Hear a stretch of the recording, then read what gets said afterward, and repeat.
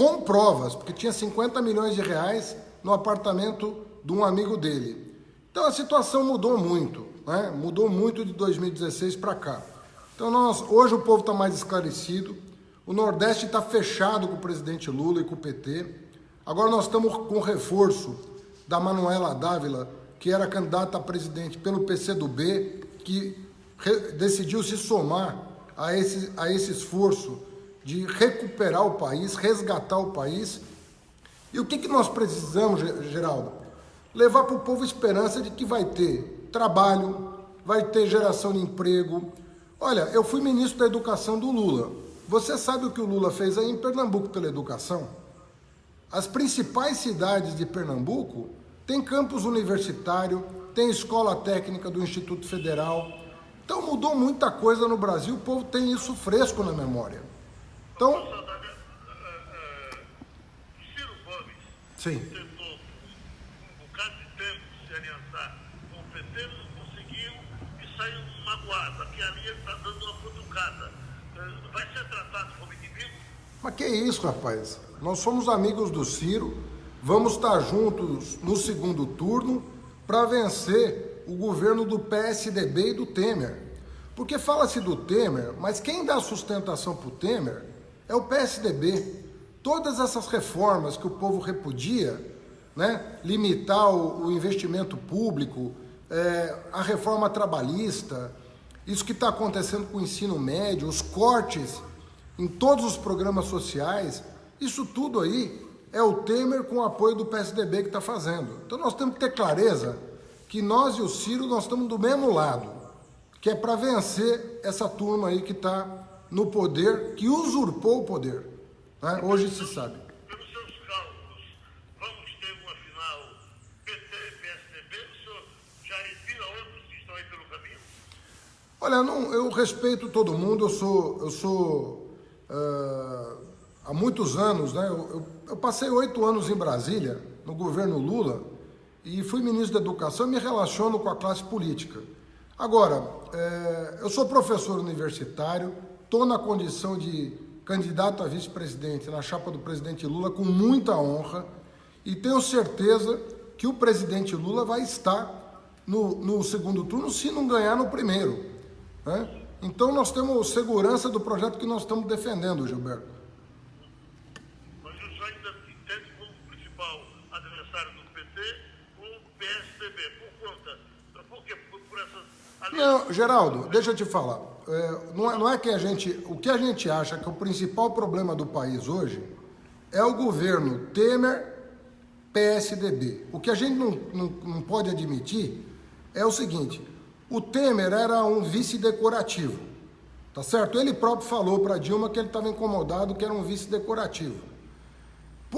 Como é que ele chegou ao poder? Ele chegou ao poder se aliando ao PSDB, porque senão ele não ia ter voto para afastar a presidente Dilma. Então, para nós, o problema de adversário ou não tem a ver com pessoas, Geraldo. Tem a ver com o projeto. O projeto que está em marcha hoje no país não dá. Nós estamos no rumo errado. O povo sabe disso, Geraldo.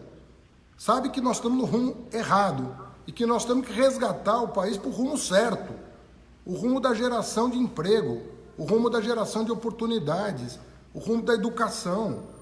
Tivemos uma ameaça aí de cortar 200 mil bolsas de estudo da pós-graduação. Como é que o país vai se desenvolver sem ciência, tecnologia, educação, emprego? Então, Geraldo, nós temos que ter clareza o seguinte: nós não podemos, nesse momento, nos dispersar. Nós temos que entender o seguinte: qual é o problema do país hoje? Esse projeto do Temer e do PSDB. Professor, nós temos, na sua área, a área da educação, sim, nós temos um problema sério que é de agressões a professores. A gente nota que não está havendo uma relação correta entre professor e aluno, muito de respeito que o professor vem sofrendo, que o senhor conhece muito bem isso.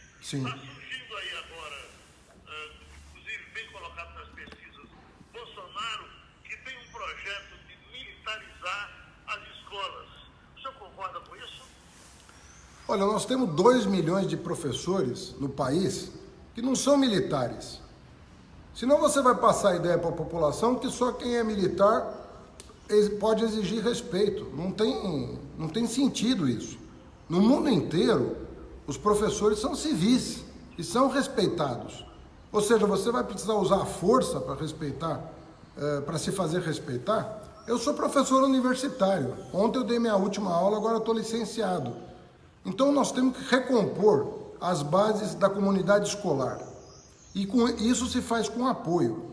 Veja só você, quem que criou o piso nacional do magistério? Professor no Brasil, antes do Lula, Geraldo, ganhava até meio salário mínimo.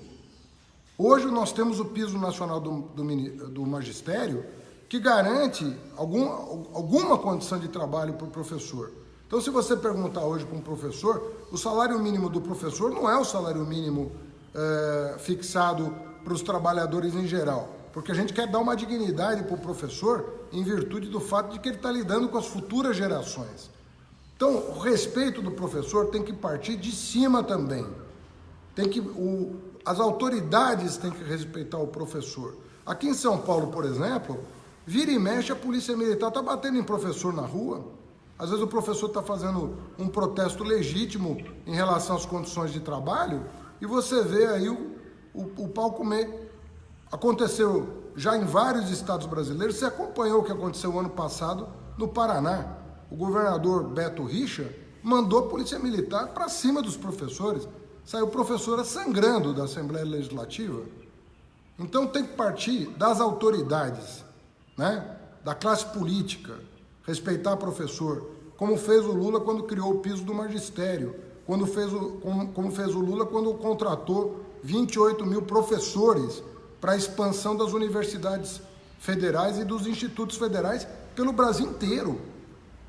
Você vai a Garanhuns, você vai a Caruaru, tá lá os cursos superiores sendo oferecidos. O senhor está sendo ouvido agora, inclusive aqui no Recife, num brutal engarrafamento que temos aqui na 7º Sul, porque o pessoal desde cedo parou, por exemplo, daqui, Maria Silva, trânsito parado, estou com a minha mãe com o exame marcado para o tal das clínicas e não consigo chegar.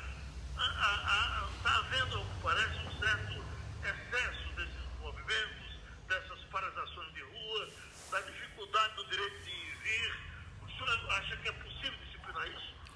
Você está dizendo que o protesto aí tem a ver com... o trânsito tem a ver com um protesto? É isso que você está me dizendo, Geraldo? Nós Oi? perdemos um pouco o seu contato. É um protesto aqui agora.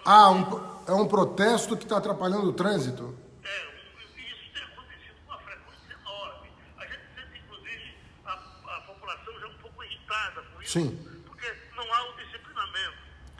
Olha, tem uma legislação que rege esse tipo de manifestação. Eu sou muito favorável à liberdade de expressão, à liberdade de organização. Mas tem uma lei que rege as manifestações políticas que tem que ser antecipadas para que a autoridade pública consiga garantir condições de segurança para as pessoas. E o protesto tem que ser feito dirigido a quem está causando problema à população e não à própria população. Então nós aqui em São Paulo nós procuramos fazer um disciplinamento com quem quisesse se manifestar, organizando local e horário adequados para que as pessoas tenham liberdade de expressão, possam se insurgir contra determinadas atitudes do poder público, sem prejudicar, evidentemente, a vida das pessoas, né? Você veja aí uma senhora precisando de atenção médica e sem ter acesso a essa atenção. Então nós precisamos compatibilizar. A democracia não é restringir o direito de ninguém, é compatibilizar o direito de todos, né? Professor, para a gente fechar, e certamente já ficar esperando para um debate aqui nos estúdios, já em plena campanha, nós temos uma consciência nacional de que tem que haver mudanças. Aliás, o PT já sabe disso, tentou inclusive fazer com a presidente Dilma algumas coisas que não foi possível fazer. Eu lhe pergunto, essas mudanças, o senhor está pronto para tocá-las? Geraldo, você pode ter certeza que o Brasil vai voltar a viver tempos de desenvolvimento com inclusão. Não é esse desenvolvimento que eles estão propondo aí que concentra a renda na mão de meia dúzia. Nós precisamos democratizar no Brasil o crédito, nós precisamos gerar emprego, nós precisamos democratizar o acesso à educação superior, à educação profissional. O Brasil já viveu esse tempo, Geraldo. Nós não estamos aqui vendendo uma ilusão. O povo brasileiro sabe o potencial que o país tem, desde que governado por alguém com compromisso social. Esse projeto que está em curso, ele já não deu certo. Estão há 3 anos aí, o Brasil está andando de lado ou para trás. Em algumas áreas, correndo para trás. Nós precisamos impedir o desmonte do país, a venda do patrimônio público, né? A restrição do direito dos trabalhadores. É isso que nós precisamos impedir. Porque o que vai mover a roda da economia é o investimento e o consumo das famílias. E não os cortes que eles estão promovendo. A reforma da Previdência, o senhor também acha inevitável? Veja bem, os regimes próprios, o que a gente chama de regimes próprios é o seguinte: tem estado, Minas Gerais, Rio Grande do Sul, até o Rio Grande do Norte está com problemas, Rio de Janeiro, não estão conseguindo sequer pagar a folha de pagamento. Estão parcelando o salário do servidor. Então, os regimes próprios de previdência, eles precisam ser ajustados.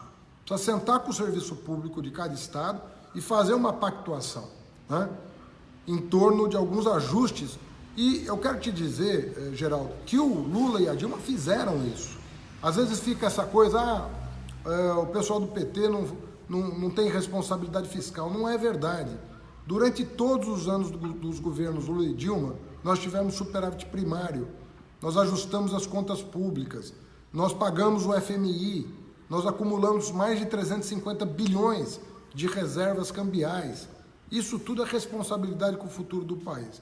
Então, agora, isso não pode significar uma afronta aos direitos adquiridos. Nós temos que sentar à mesa e pactuar as reformas necessárias sem sacrificar os mais pobres. Porque essa coisa do Temer, de sacrificar o trabalhador rural, sacrificar a pessoa com deficiência, isso aí não dá para nós. Isso aí, nós não vamos compactuar com isso não, porque nunca fizemos isso. Cortar a Bolsa Família, cortar o BPC da pessoa com deficiência, cortar a aposentadoria do homem do campo, que vive 10 anos menos em média do que o brasileiro médio. Isso aí nós não vamos fazer. Professor Fernando Haddad, a gente lhe agradece essa participação e fica lhe esperando aqui, tá certo? Geraldo, é um prazer te ouvir. Um abraço aos pernambucanos. Beijo grande para você.